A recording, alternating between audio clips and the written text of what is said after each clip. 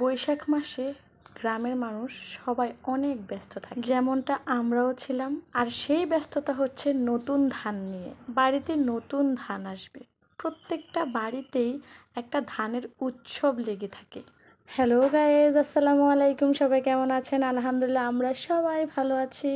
আমরা যা মিলে আমাদের ধানের জমিগুলো দেখে আসলাম, আর আসার পরই উঠানটাকে পরিপাটি করার জন্য লেগে গেলাম।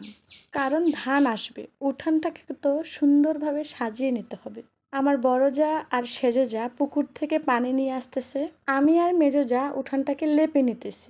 কেমন হয়েছে আমাদের বাড়ির উঠানটা? এখানকার কাজ শেষ করার পরই শাশুড়ি বলতেছে ধানের জমি উনিও দেখতে যাবে, তার জন্য আবারও একবার যাওয়া হলো। কিন্তু চিন্তার বিষয় হচ্ছে আকাশটা একটু মেঘলা মেঘলা লাগতেছে। সবার মাথায় বাড়ি, মাত্র উঠানটাকে সুন্দর করে গুছিয়ে আসলাম। যাই হোক, বাড়িতে গিয়ে আবার রান্নার ব্যবস্থাও করতে হবে। এক পিসে কবুতরের বাচ্চা আছে, যার জন্য এগুলো আর বড় করবো না। সাইবা তো অনেক পছন্দ করে কবুতরের মাংস। দেখতেই পাচ্ছেন সাইবা সেই লেভেলের নাচা শুরু করে দিয়েছে কবুতরের বাচ্চা। সাইবা আর সাইবার মেজো আম্মু মিলেই কবুতরটাকে জবাই করে দিল, আর আমি কবুতরটাকে পরিষ্কার করার কাজে লেগে গেলাম। কবুতর বাছা কিন্তু অত সহজ না, ধৈর্যের ব্যাপার। রান্না বান্না, খাওয়া দাওয়া, ঘুম, একটা দিন শেষ হয়ে গেল। পরদিন সকালে যখন জমিতে গেলাম, জমির অবস্থা ছিল এইরকম। কেমনটা লাগে? আগের দিন কত সুন্দর দেখলাম জমিটা। সামনে আরও জমি আছে, সেগুলোও দেখে আসবে একসাথেই। ধানের প্রত্যেকটা গাছ কাত হয়ে গেছে। আজকে থেকেই আমাদের ধান কাটা শুরু হয়ে যাবে।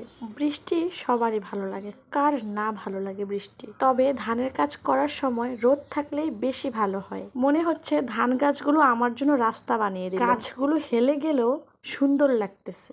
আমার পিছু পিছু দেখেন সব ব্যাটালিয়ান চলে আসছে। এখানে আছে আব্দুল্লাহ, কামরুল, আলিফ, সাইবা, রাদিম। স্যান্ডেল নোংরা হয়ে যাবে, এই জন্য প্রত্যেকে স্যান্ডেল হাতেই নিয়ে রাখছে। ভালোবাসার আরেক নাম হচ্ছে পরিবার। পরিবারের লোকজনের সাথে সময় কাটানোটা সত্যি খুব মজার। আমাদের এই জমিটা মাশাআল্লাহ খুব সুন্দরই রয়ে গেছে, কাত হয়ে যায় নাই। আলহামদুলিল্লাহ, এই বছর প্রত্যেকের ধানের ফলন খুব ভালো হয়েছে। নতুন বউয়ের জন্য যেভাবে করে ফুল দিয়ে রাস্তা সাজানো, মনে হচ্ছে আমার জন্য ধান গাছগুলো খুব সুন্দর করে রাস্তাটা সাজিয়ে রাখলো।